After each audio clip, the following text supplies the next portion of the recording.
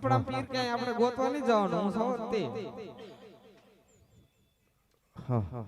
લાય ત્યારે પેલું વાયક કૃષ્ણધામમાં મોકલું અંજની પર્વત ઉપર મારા હનુમાનને મોકલું છે તો મોકે નીને જોઈવી એવું પેલું આય રે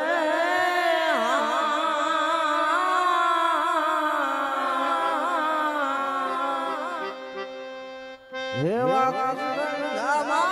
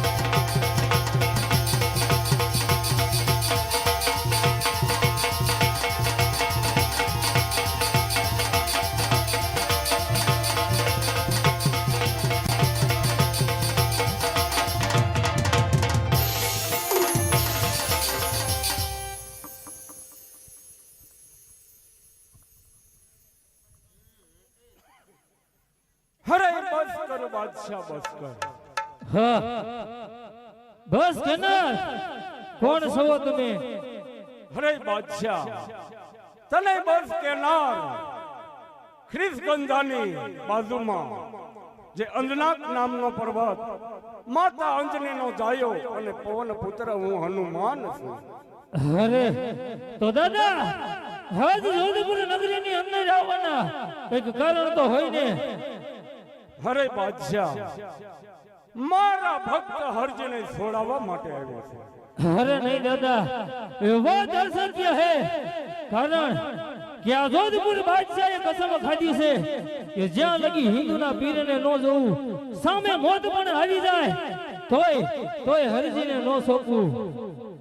હરે બાદશાહ હા દાદા તારો અભિમાન અહંકાર છે તારો કે જ્યાં સુધી પોકરણ ગઢનો રાજા રામદેવ ન આવે ત્યાં સુધી તું હરજીને નહીં સોંપે એમ. હા દાદા અરે બસ કર બાદશાહ બસ કર. કારણ લંકાપતિ રાજા રાવણ એનું પણ એક ક્ષણવારમાં હું આખી લંકાનું દહન કરી આવનાર એ પવન પુત્ર હું હનુમાન છું. અરે દાદા જાણું છું એ વાત એટલું જ નહીં પણ સૃષ્ટિનો પાલનહાર રાજા રામ જે મનમાં ખોબા આંગણે રોતો કે મારો ભાઈ લક્ષ્મણ હવે મને છોડી અને પરલોકની અંદર લઈ ગયો તો તેથી આખી તારી વાનર સેના અરે આખી વાનર સેના કાંડ પકડી બેઠી હતી કે આજ અમારા પ્રભુનો ભાઈ આ લોક છોડી અને પરલોકની અંદર સીધાઈ ગયો છે.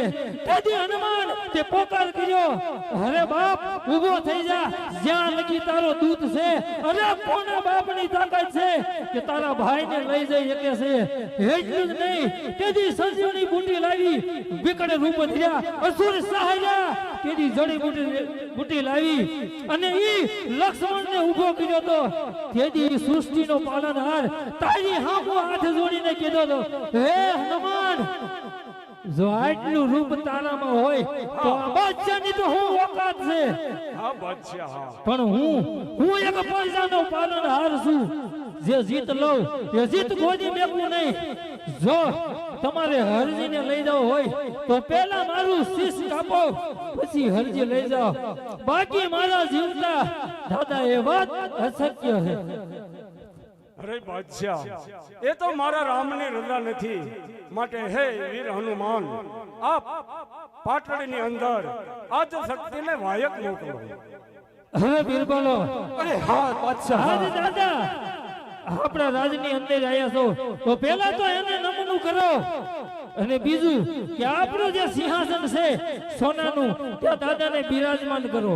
અરે દાદા હનુમાનજી અમારા જોધપુર નગરીની અંદર સોનાના સિંહાસન માથે બિરાજમાન થાવ તમારું હાર્દિક સ્વાગત છે.